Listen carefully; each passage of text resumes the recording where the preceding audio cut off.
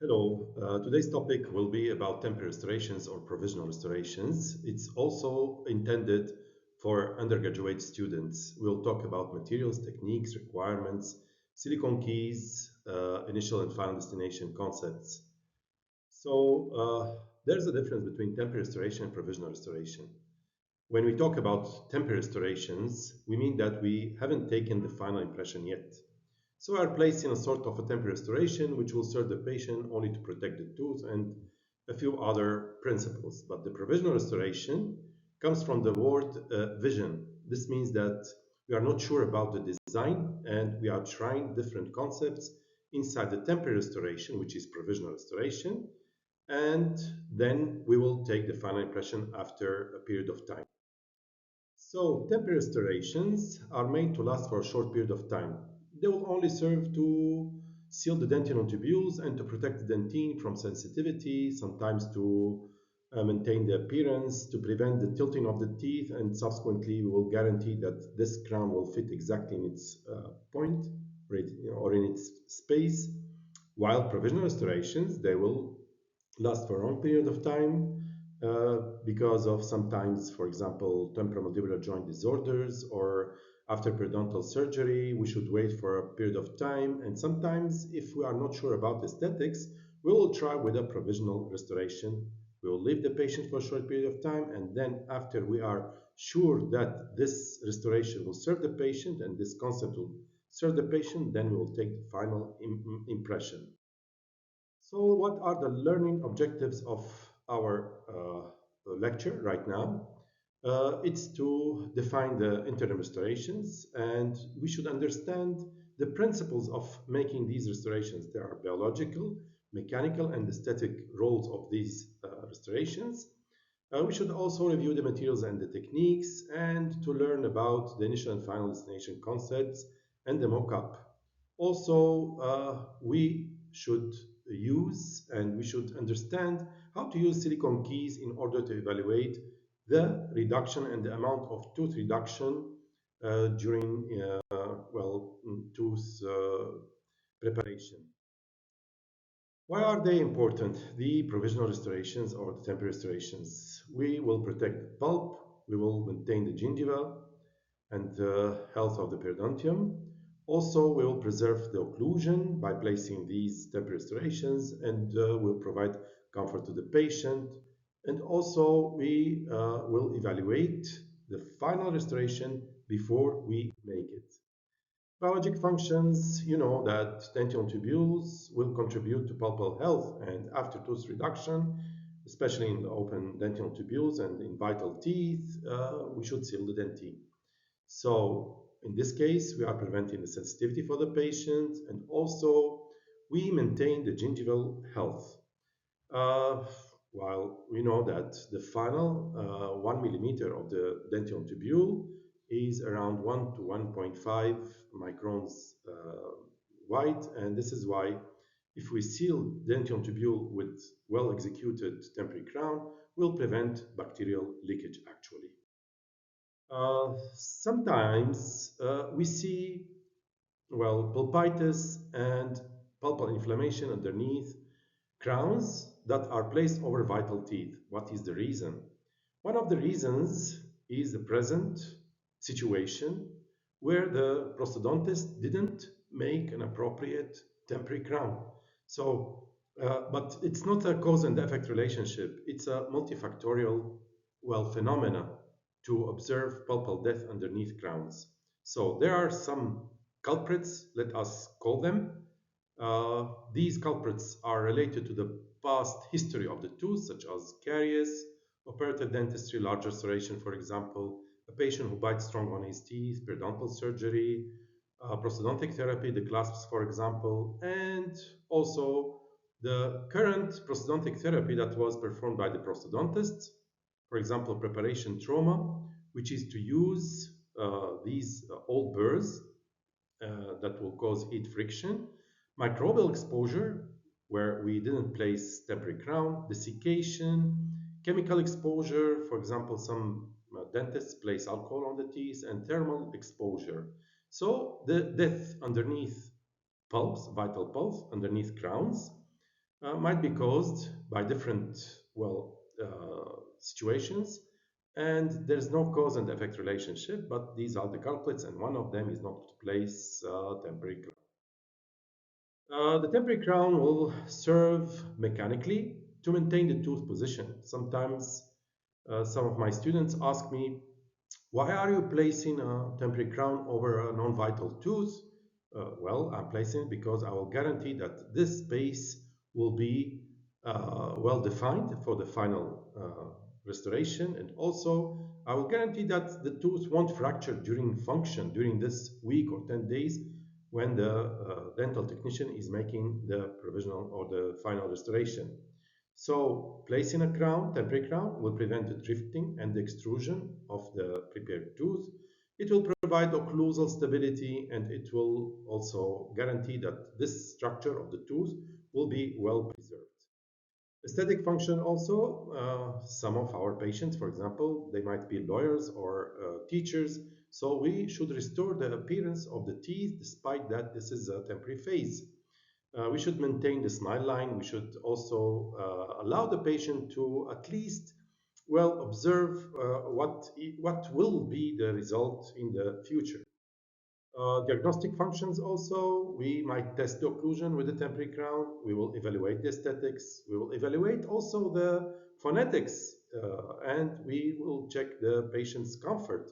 If we cannot make a good fitting temporary restoration or provisional restoration where the patient will be happy with it, this means that we have a problem with the satisfaction of the patient.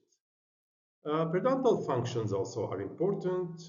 We support the gingival architecture by placing a good fitting temporary crown.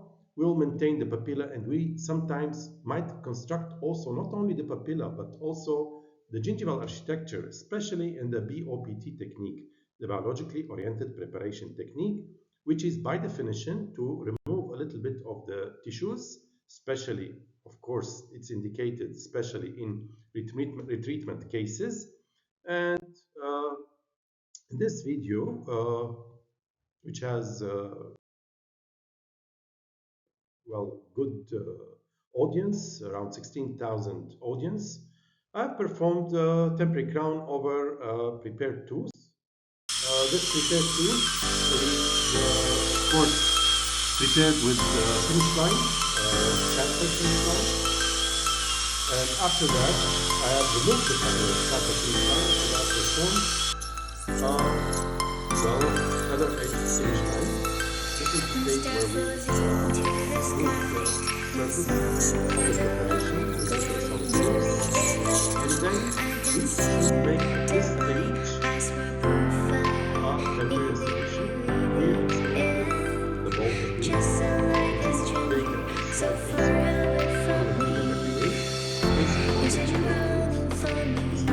Take a short Baby, don't be sorry for me. Gonna just be this for me.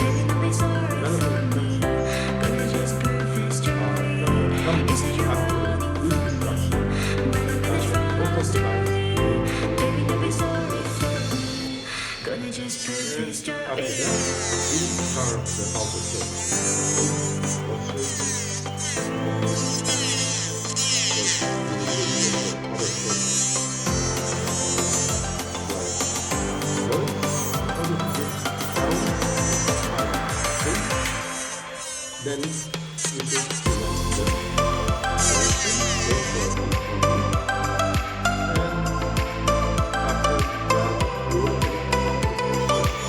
So right now it's not always the second round, it's the provisional round, where it's used properly to keep the scaffold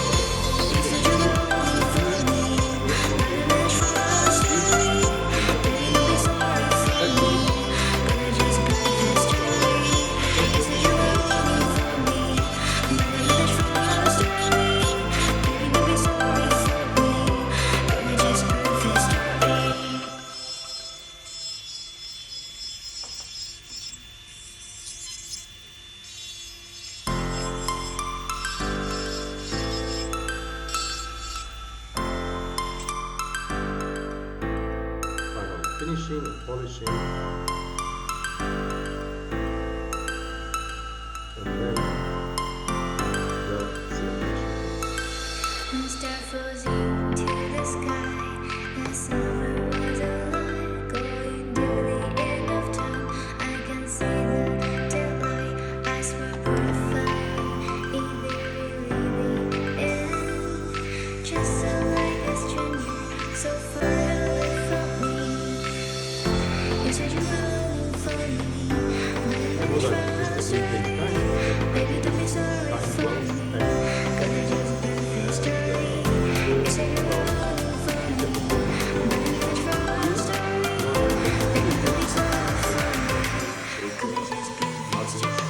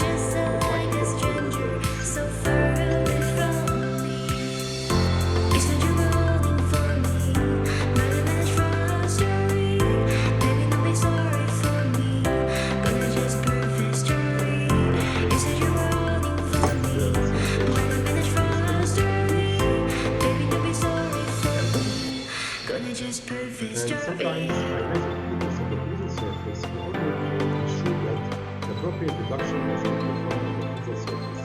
This is also one advantage of computer tools. You can check our preparation by checking both dimensions and the depth.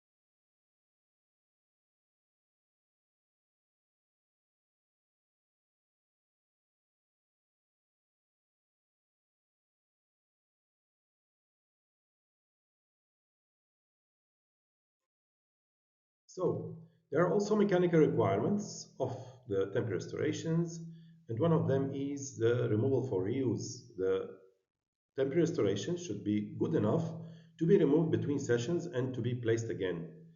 Also strength and fit and the contour, the aesthetics, the function of the temporary restorations, all of these are mechanical factors that contribute to the improvement and to the success of the temporary restorations.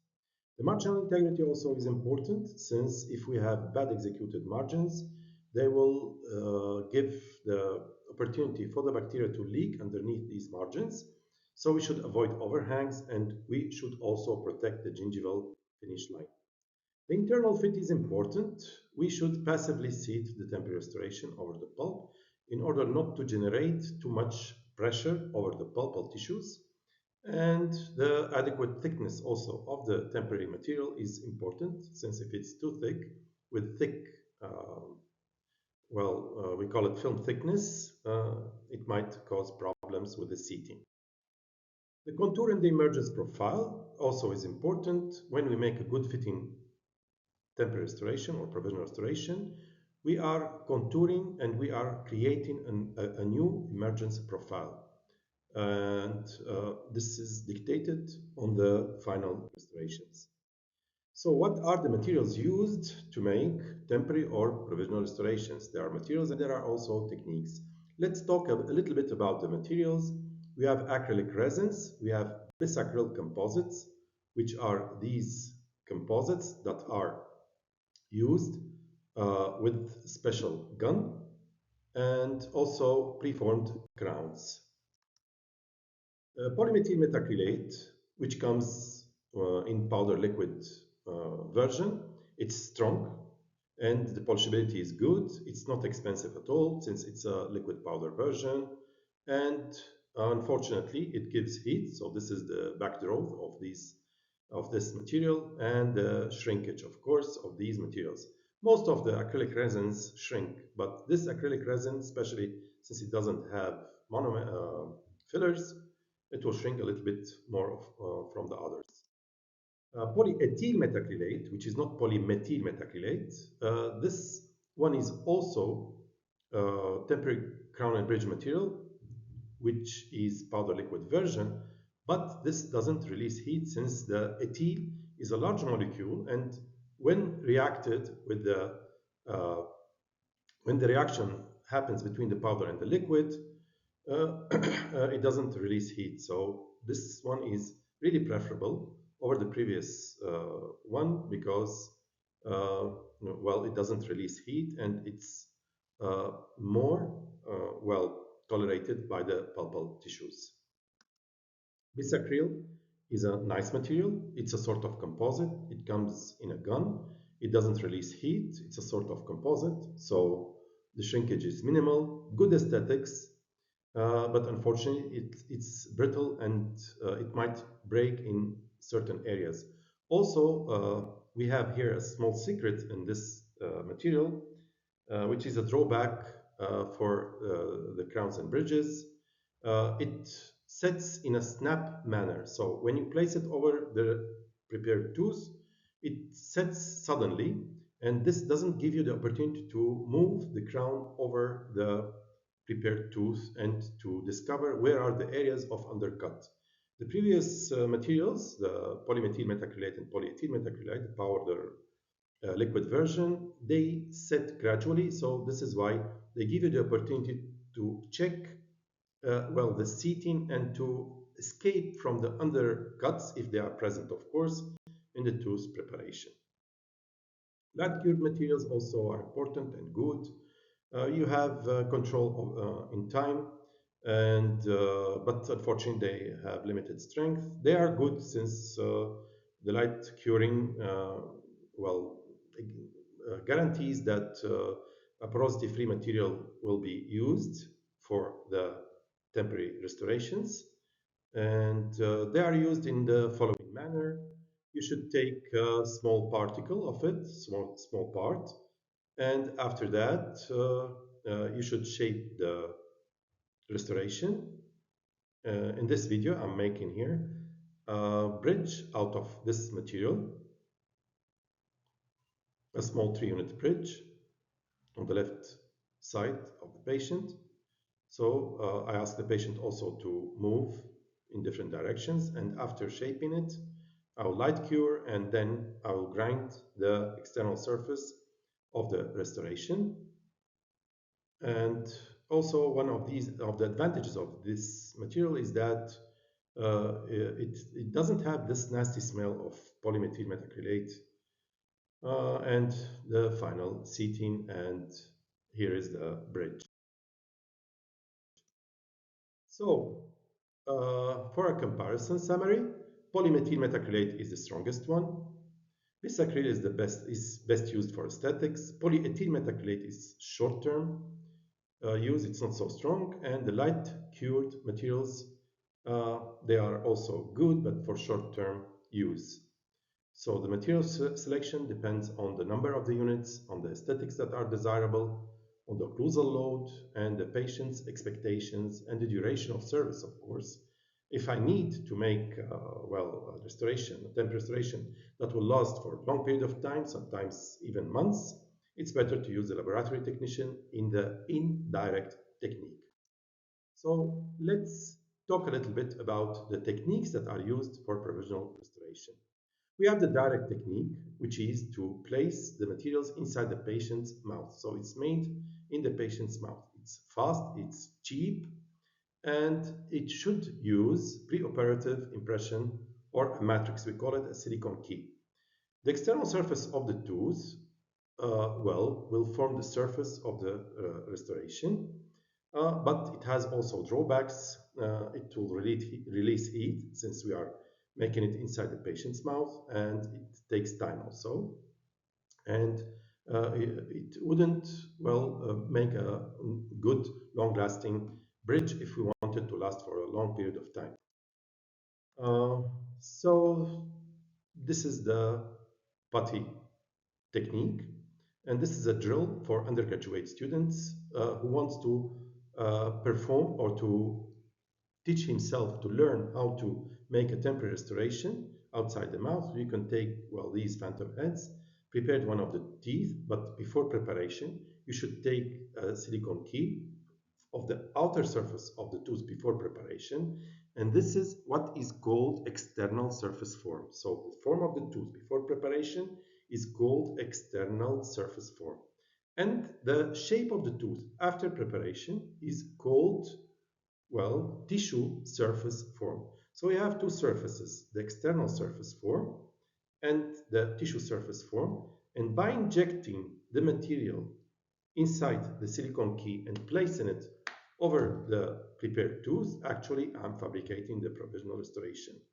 Here, for purpose only of demonstration, I'm placing a nylon sheet over the prepared teeth, but this is not necessary at all.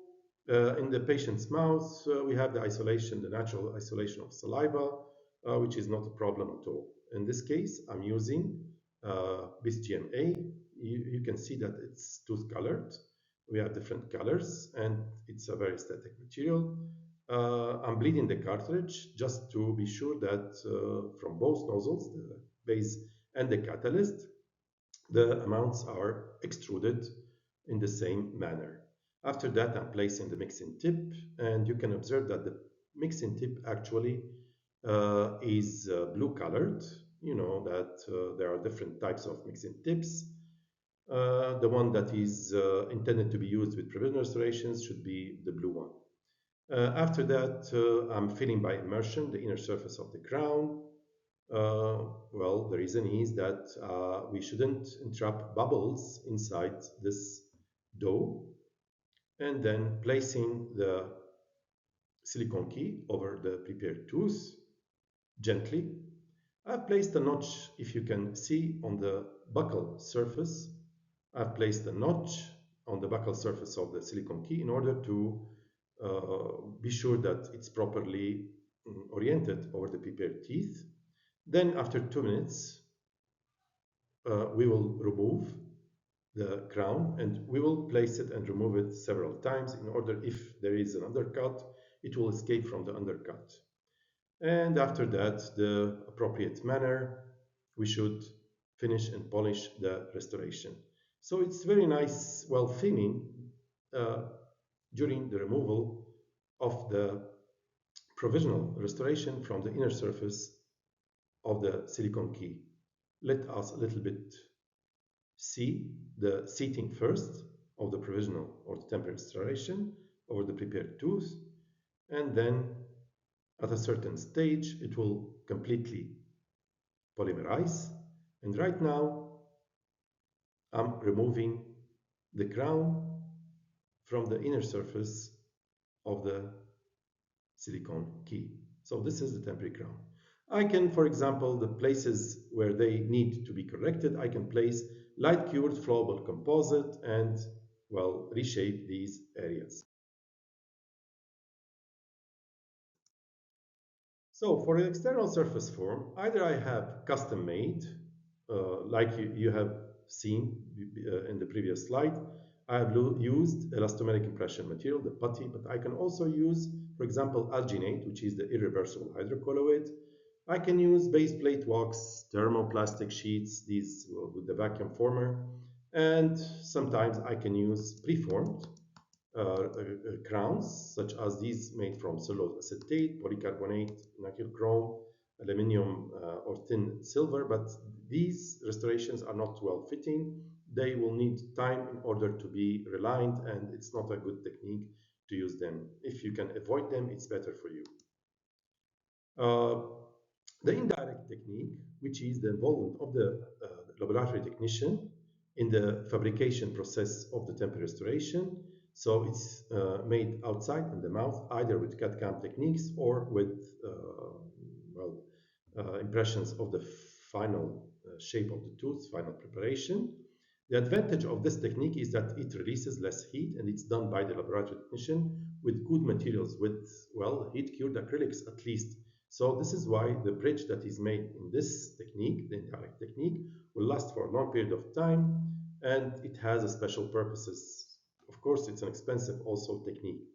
It's better, the accuracy is better, so also it's a technique that can be used for very precise cases. The indirect direct technique is a sort of a technique that is, well, not so well widespread. Before tooth preparation, in the indirect direct technique, before tooth preparation, we should take preliminary impression, give it to the laboratory technician. So he will prepare a little bit of the tooth structure, not the full thickness. You know that the full thickness of metal ceramic restoration, for example, or all ceramic restoration will be around 1.5 millimeters. So in the indirect direct technique, the laboratory technician will remove only 0.5 millimeter, and then he will fabricate the outer surface, which is called the shell. The outer surface, when he gives it to the dentist, after tooth reduction, it will fit but loosely. So we need to adapt the inner surface of this restoration by placing a little bit of acrylic inside it and place it over the prepared teeth. So this is why it has been called the indirect direct technique. This is the stage where we examine the fit of the restoration, which will be in this case very loose. And after that, we will reline the restoration with a slurry of polymethyl methacrylate. Preformed crowns come with different shapes, but they are not so good. Some of them are metal, some of them are aesthetic, but it's not preferable to use them. There are also CAD/CAM provisional restorations, but they are expensive actually. I can tell you they are at least 60 or 70% from the cost of a final restoration. So in certain areas of the world, it's not, well, so cost effective to use these restorations. Of course, they have excellent aesthetics. They provide us with long-term provisionalization or temporization. The precision is excellent, and sometimes we use them as a continuity in the digital area. If you have designed the smile with the aid of a computer, you can also use these restorations and fabricate these restorations out of the computer. Temporary cements, zinc oxide eugenol, it's not advocated to use zinc oxide eugenol unless you have a special case that needs soothing of the pulp. You know that zinc oxide eugenol has a remedy effect on the pulpal tissues. It's better to use non-eugenol, since if you want at the later stage to cement the restoration, the final restoration with resin cement, it won't impair the polymerization of the cement, the resin cement. Sometimes for a long period of time, if I want to place the temporary restoration for a long period of time, sometimes I use polycarboxylate, but I place it only over the margins of the temporary restoration. I do not fill the inner surface of the temporary restoration, all of it, and I prefer to use also these small applicators in order just to paint the inner surface of the temporary restoration with the polycarboxylate or with the temporary cement. Provicol is made out of calcium hydroxide. It's also a good provisional or temporary lutein cement. Let's finally talk about mock-up concept. Sometimes patients come to our clinic and we are not sure about the design of the final restoration. This patient is she was around 55 years old, female patient. She came with a missing lateral and she told me, "Doctor, I need to make something to improve my smile, but I'm not sure about the design. Can you help me?" I told her, "You should go to an orthodontist. This case needs orthodontics in order to open up the space and to drift the midline in its appropriate shape." But she told me, no, I'm traveling and I'm really convinced that prosthodontics will help me in this case. I told her, "I will take for you a sort of preliminary impression, and after 1 week, I will show you the proposed results." So in this case, we call this stage the initial destination. The shape of the teeth that are misaligned, they are called the initial destination. After taking the shape of the initial destination, I will carve the wax, and I'm from the dentists who waxes these mock-ups by myself. At this stage, we call it the wax-up stage. So we will alter the outer surface of the cast with wax to reach the final destination. This is the proposed final destination. I'm not sure that the patient will accept this design, since, as you can see, the left lateral is smaller than the right lateral. But let us propose this plan to the patient. So how can we propose it?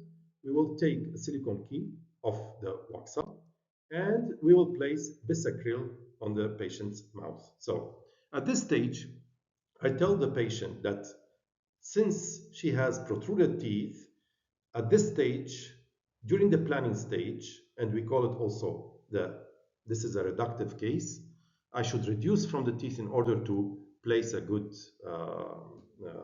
smile design, or to make a good smile design for this patient. But at this stage, I show her that her smile will resemble at least 70 or 80% from this design, but of course smaller.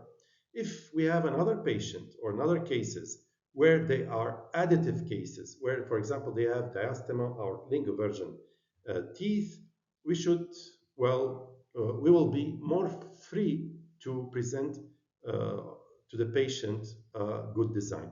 But in this case, and even that I wasn't sure about the design, the patient accepted. So I started with placing provisional restorations after, for sure, executing root canal treatment. We call it preventive root canal treatment on some teeth. And I know that this technique is not for all the patients.